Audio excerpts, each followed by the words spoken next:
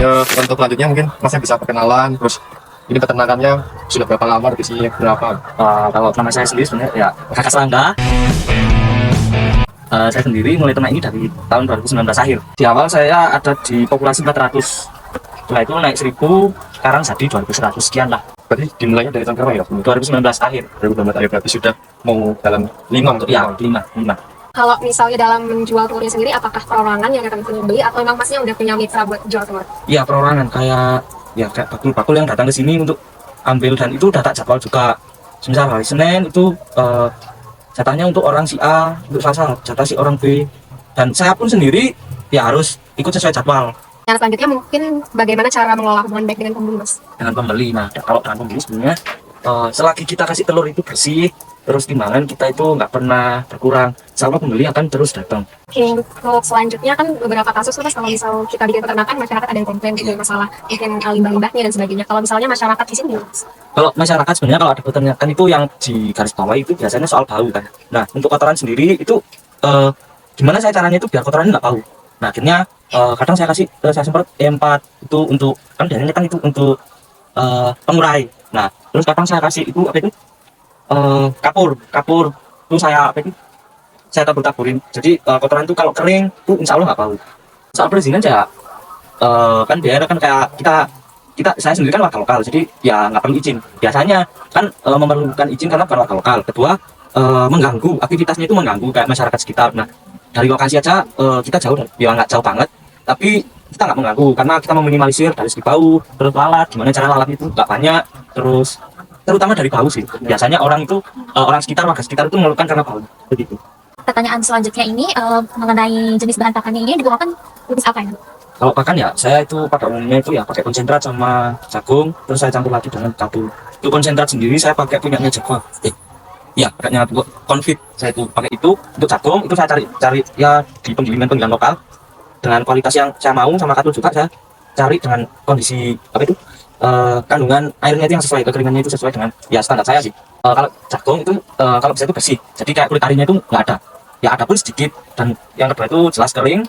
Sama umur jagung, maksudnya umur jagung itu dari dia dipanen sampai di penggilingan sampai jadi jagung giling itu nggak terlalu lama. Dan kalau untuk yang katul saya itu mintanya yang maksimal nomor 2. Kalau saya itu kasih yang nomor 1 ya. Nomor 1 itu yang halus banget, dan kalau dan itu diicipi itu manis seperti itu. Baik, Mas, untuk selanjutnya tuh kalau boleh tahu, Ya. pertama pas bangun peternakan ini berapa modal awalnya? Modal awal dulu berawal dari 400 ekor itu habis uang sekitar 48 juta. Itu saya masih pakai baterai itu yang masih bambu. Terus untuk tutupnya itu kebetulan udah ada sebenarnya. Itu awalnya itu gudang dulu.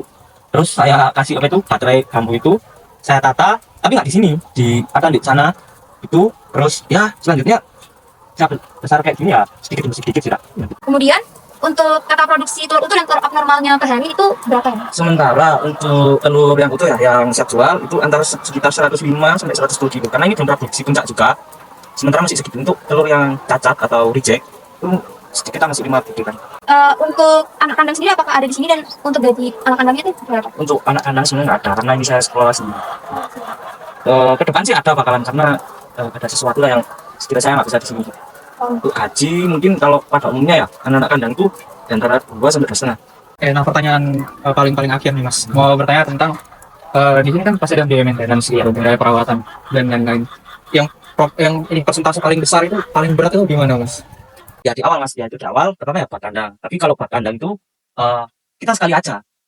Untuk seterusnya kalau kandang. Nah selanjutnya itu untuk bibit kuletnya itu sendiri. Nah kulet itu sebenarnya kita bisa. Sebenarnya kalau bibit itu paling bagus itu kita harus bikin sendiri dari DOC, itu paling bagus. Tapi kita harus ada tempat lagi yang nanti biaya lagi kan. Jadi kita kulet akhirnya beli. Harganya kan jauh lebih mahal juga. Itu sih dari kulet. Terus ya untuk sehari-hari yang jadi beban pikiran biaya itu soal pakan. Karena berapa sisa dari apa itu hasil penjualan. Nah belum lagi uang yang harus kita sisihkan untuk biaya di awal, yaitu pembelian kulit sama biaya maintenance selama ayam belum bertelur. Gagas Farm menghadapi 3 masalah utama, yaitu biaya operasional tinggi yang disebabkan oleh mahalnya pakan, sarana, dan bibit. Solusinya adalah pakan alternatif, bahan bangunan yang lebih murah, dan kemitraan dengan penyedia bibit. Pengelolaan limbah belum optimal akibat kurangnya sop dan bau yang mengganggu dapat diatasi dengan penerapan sop, penggunaan M4, dan pemanfaatan limbah menjadi kompos atau biogas. Serta dampak ke masyarakat seperti bau menyengat dan citra buruk dapat diatasi dengan kapur, M4, jadwal bersih, sirkulasi udara, dan edukasi warga. Pada farm Gagas Serangga Layar populasi kecil, produksi telur berada pada titik hampir maksimal dalam suatu periode ditunjukkan oleh EMOS mendekati 30%. Tingginya produksi dikarenakan usia populasi ayam yang seragam dan pada usia 27 minggu. Sebelumnya dengan Bapak Pak, Nama saya Bapak Rupahan. Bisa kita kecamatan Tuban. kalau Bapak Rupat, sebelumnya saya mau bertanya Pak, kira-kira peternakannya sudah berdiri berapa lama ya? Mulai 94 sekitar 30 tahun. Sudah didirikan sekitar 30 tahunan ya Pak. Kira-kira motivasinya untuk membuat peternakan layar itu apa? Awalnya itu ya melihat di wilayah sini atau desa ini, yang saya pandang itu menurut saya kerjanya enak itu peternak. Oke, kali ini pinten Pak coba populasinya Kurang lebih 10.000. Awal berdirinya itu ya cuma 100 ekor. Cuma 100 ekor itu pun modalnya ya istilahnya pas-pasan istilahnya mendadak nyari. Sambil cari sambil pelihara ayam 100 itu modalnya sambil cari dengan kerja seadanya. Gitu. mungkin Bapak bisa cerita nggak Pak terkait fasilitas-fasilitas yang ada di kandangnya Pak? Ya fasilitas itu ya untuk peternak ya itu tadi yang terutama ya tempat atau kandang itu dan fasilitas yang lain itu ya istilahnya sumur untuk minum, cuma itu saja sih pokoknya. Sama tempat makan. Ya tempat pakan ya pasti itu makan, tempat minum, terus dan fasilitas sumur, listrik gitu. Untuk sini tidak pakai karena udaranya di sini agak sejuk istilahnya. Pertanyaan selanjutnya nih Pak, kan ada sekarang total kurang lebih 10.000 ekor. Nah itu untuk penjualannya itu dia adakah yang ibaratnya mitra satu mitra atau ada beberapa emang bakul yang beli itu Pak, gimana Pak? Untuk produksi, untuk penjualan saya punya bakul, jadi tiap hari itu langsung diambil. Untuk produksinya tiap hari diambil. Ya mungkin Pak bisa ini ngasih saran ke kita kan sebagai mahasiswa peternakan juga, berarti kan ada hubungan yang perlu dijaga antara peternak dan juga yang bakul itu Pak, gimana itu Pak? Ya, kalau menurut saya pengalaman saya itu kan bakul itu maunya istilahnya nggak mau rugi. Ya kita pun ya nggak mau rugi. Jadi kita sama-sama jaga kualitas. Jadi telur itu kan ada yang bagus, ada istilahnya ada ABC. Oh iya. Nah, jadi kita pilih-pilih di kandang itu yang dijual itu harus yang memang yang bagus, ya kelas A gitu, yang B ya B gitu. Jadi istilahnya bakulnya gak rewel. Secara ini Pak, harga pasaran Pak? Harga telur itu tiap hari pasti berubah. Iya, tiap hari berubah ya, atau naik atau turun. Kalau untuk hari ini musimnya musim turun. Kemarin sudah naik, cuma sekarang 22,5 di harga. Kalau boleh tahu ini, kira-kira modal awal untuk membuat peternakan itu berapa ya Pak? Saya modalnya kan gak terlalu besar, soalnya waktu awalnya cuma 100 ekor. Jadi waktu tahun 94 itu saya punya modal 300.000. Jadi 300.000 itu sambil pelihara ayam terus sambil kerja saya. Memang perjuangan saya itu main dari nol dan nol itu guys. Nah, jadi sepeda fasilitas sepeda, ada sepeda pancal, terus dengan setempat seadanya waktu itu nggak punya lahan, istilahnya 100 ekor itu kalau orang desa itu istilahnya di bekas kayu bakar itu waktu itu nggak punya lahan. Alhamdulillah berjalannya waktu kita bisa beli tanah walaupun sedikit akhirnya kita bisa usaha. Selama ini yang memakan biaya paling besar anggarannya itu? Kalau peternak anggaran paling besar yaitu beli pakan. Nah, jadi sekarang aja kalau di kandang sini satu hari itu membutuhkan pakan sekitar 1 ton satu hari. Nah, jadi kalau 1 ton itu ya kurang lebih 1 ton lebih ya. Itu kalau dikalikan harga pakan sekitar 6.300 berarti satu hari ya membutuhkan 6.300.000.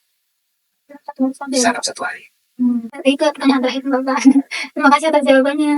Fluktuasi harga dalam usaha ayam petelur dipicu oleh 3 isu utama, yaitu kenaikan harga pakan, ketidakstabilan harga telur, dan harga dok yang tidak terkendali. Ketergantungan pada bahan baku impor membuat harga pakan rentan naik, sehingga perlu inovasi berupa penggunaan pakan alternatif lokal seperti dedak, azola, dan maggot. Harga telur tidak stabil akibat dominasi industri besar dalam lemahnya distribusi. Ini dapat diatasi dengan diversifikasi produk serta kemitraan langsung ke pasar atau end user. Tingginya harga dok disebabkan oleh ketergantungan pada hatchery besar. Berdasarkan analisis ekonomi, peternakan skala besar dengan populasi 10.000 ekor ayam hanya memiliki persentase margin of safety (IMOS) di bawah 20%. Hal ini disebabkan oleh perbedaan tingkat usia ayam di setiap kandang dari total 9 kandang yang ada, sehingga menyebabkan variasi dalam jumlah produksi telur. Akibatnya, hence day production (HDP) menjadi lebih rendah dibandingkan dengan peternakan pada umumnya, di mana seluruh populasi ayam memiliki usia yang seragam.